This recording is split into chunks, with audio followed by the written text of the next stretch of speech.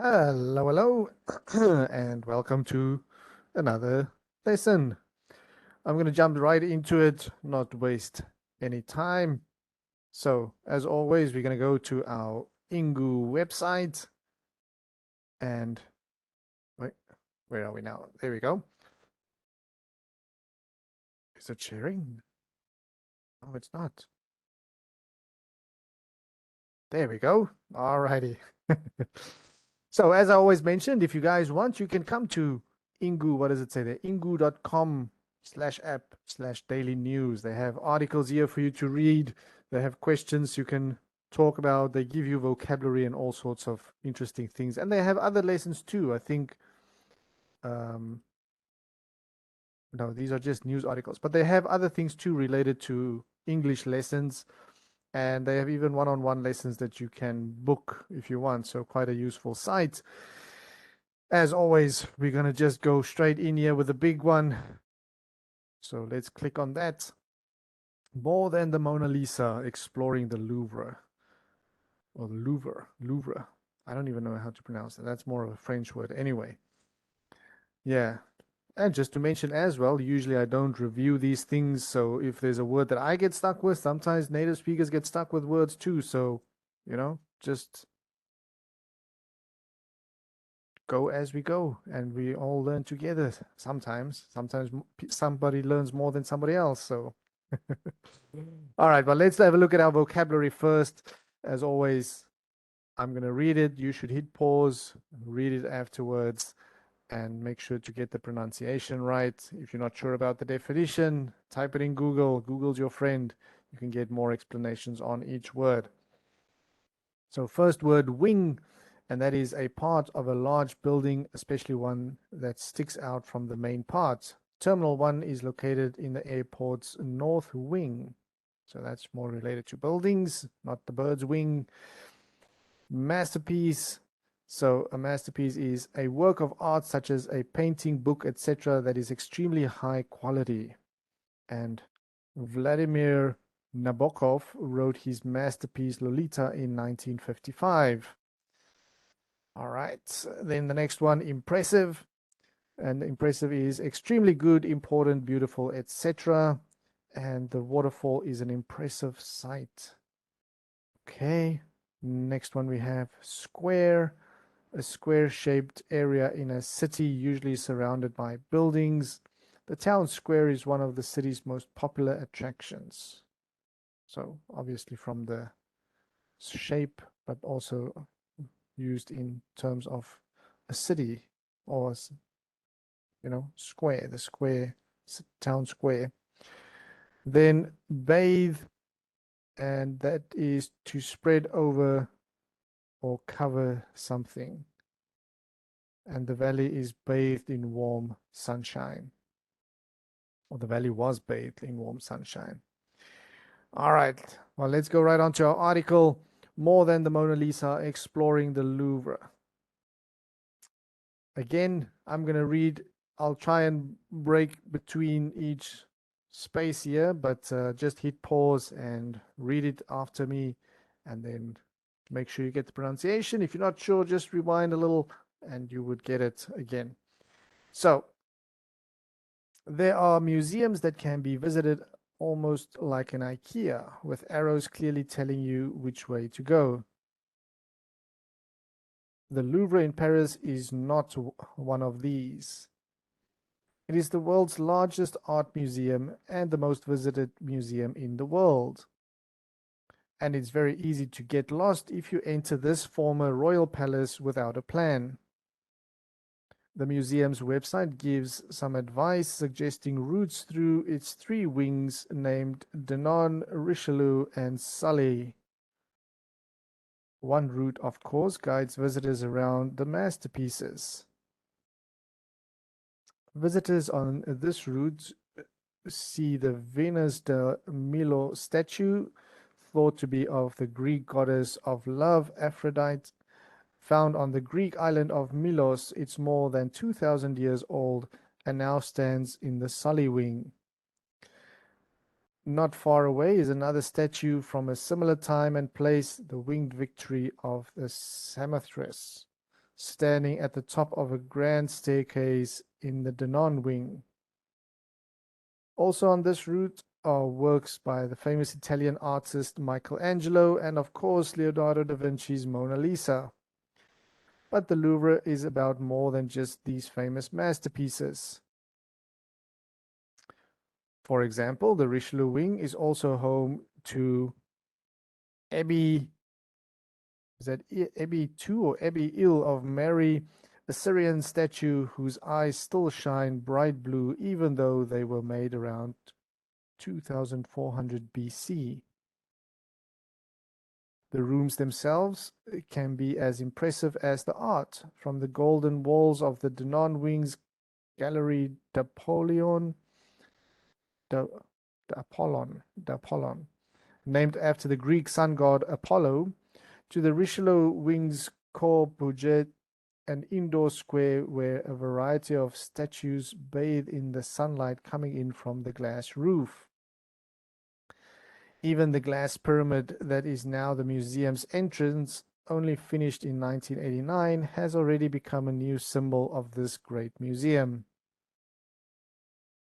All right, and here they have, again, some pictures for us. Venus de Milo. I think I've seen this before. The Winged Victory of Samothrace. I have not seen this one before. And Abbey Ill of Mary. I think it's Ill. Interesting. The blue eyes. I wonder what they used for that. All right. Well, let's go right on to our discussion questions. Again, I'm going to read it, then I'll answer it. Afterwards, you hit pause and you talk like you would talk to me, like if you had to answer the question to me. You can add things to what I said. You can kind of reflect off something, or you can just answer it by what you think. All right, so number one, have you been to the Louvre? If so, what were you most impressed by? If not, do you plan to someday? I have not. I have actually been to Paris. I've not seen the Eiffel Tower. I have seen the Eiffel Tower like there in the distance, like I was on a train leaving the city and I just kind of saw it. Um, I didn't see anything. I would love to go back to Paris. Yeah, I didn't have time when I visited to actually stop and do anything. So, is your country home to any famous museums and have you visited any? Again, I live in Thailand and I'm not aware. I'm not a big museum person. I have been in when I lived in Chiang Mai, they have a museum there at the in the in the in the old city, as they call it. And I went through there, kind of interesting, learn about the city, its history. So yeah, I would visit some museums if I go on holiday, but I'm not like, oh, I live here, I'm gonna look for museums. Yeah, I don't even know if they have one here in Phuket. They should have, right? They should have, but I don't know. All right, number three. Are there any museums you'd like to visit again? Actually, I wouldn't mind. When I lived in London back in 2005, and I went to the British Museum there at Trafalgar. I think it's at Trafalgar Square. I'd like to go visit that again. That was quite nice. And when I lived in Shanghai, if you ever go to Shanghai, the Science and Technology Museum, that's quite nice as well. But I probably won't visit that again. There's other places to see. Number four, which of the world's top museums would you like to visit? I would love to visit the Louvre, and that might be the only one that I know off the top of my head. I've been to the British Museum before. Surely they must. Now, off the top of my head, I can't think of anything, but maybe if somebody just says like, "Oh, this, what about this one?" and then I'll be like, "Yeah, I know this. I would love to visit that museum too." Uh, I can't think now off the top of my head. Yeah. All right. What Paris landmarks are at the top of your must-see list? The Eiffel Tower. For me, if you haven't seen the Eiffel Tower, you haven't been to Paris. So I think that's the top one. Then I would say if I go to Paris, I want to see the Eiffel Tower. I would like to visit the Louvre. I want to see the Arc de Triomphe, just because that's very popular with the cycling. They always race around the Arc de Triomphe. Um, and the Champs-Élysées. I want to go drink some coffee along the Champs-Élysées, which is also a big road that they race down in the Tour de France. Maybe Disney Paris. I don't know. Maybe if you got kids. Um, I don't know what. There's no other landmarks that I'd probably have to Google before I go to Paris. Further discussion. What are the best guided tours you've been on? I haven't been on many guided tours. I I think it's quite nice though. I did go. Where did I go? I went somewhere on a guided tour, and it was quite interesting because they tell you all the information. Ah, in the I went to Rome, the Colosseum, and that was quite useful because they talked about all the different things. And there's one where they have these two rock, I don't know, just like a rock slab that's got things engraved on it. And they told us the one is from the original Colosseum when it was built, and then there was another one that they kind of recreated, and it wasn't that old even. So if you didn't, if you don't go with a guided tour, you would take a picture with this rock, and it's a new rock. You wouldn't even know. So sometimes it's quite good to go on guided tours. All right, next one. What are the most impressive works of art you've seen in person? In person, like I said, I don't go. There's not like a work of art that I've seen. Um, no, nothing that I'm gonna be like. I've seen a lot of impressive works of art, but not something that's famous. Sometimes it doesn't have to be by a famous person for me to be like, wow. I've seen so many things online. You see some artwork, and it's like, man, that's amazing. I've seen some artwork. Yeah, in Phuket, they have a little art exhibition in the shopping center once, and I saw some things there, and it's like, man, that's amazing. And it's just some person that you never know, probably would never hear of, and they're so skilled, so talented. I think some artists don't get the recognition they deserve. All right, who are your country's most famous artists? Do you like their work? My country, South Africa's most famous artist. Brr, I don't know. Oh, there's my aunt, my one aunt, she likes to, they always bought art for their house, and they always talked about this one. He does these like, I don't know if it's pencil or more like a charcoal artwork. I don't remember the guy's name now either. My other aunt, she is actually an artist. I like her artwork. I like hers the most because she's really talented, and she also like to go to France, and studied some art courses there, and she's always out painting things, and her art is also really good, very, very good. All right. Do you have a lot of art in your home, and when did you start collecting it? I have nothing.